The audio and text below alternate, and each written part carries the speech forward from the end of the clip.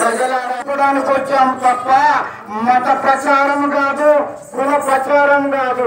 విమానాల మార్గం ఉంది, రైలు మార్గం ఉంది, బస్సు మార్గం ఉంది, సముద్ర మార్గం ఉంది.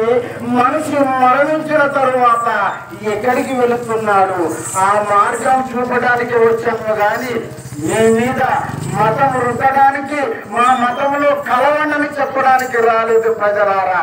ఈ ప్రపంచంలో మేకల రక్తము గాని, కోళ్ళ రక్తము గాని, పశువుల రక్తం గాని, ఏ జంతు రక్త బలియాగము ద్వారా పాప క్షమాపణ లేదు.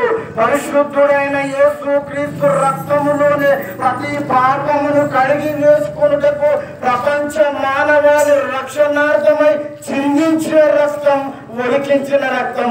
క్రైస్తవుల కొరకు రాలేదు యేసు, సర్వ మానవాళి రక్షణార్థమై వచ్చినటువంటి లోక రక్షకుడు యేసు.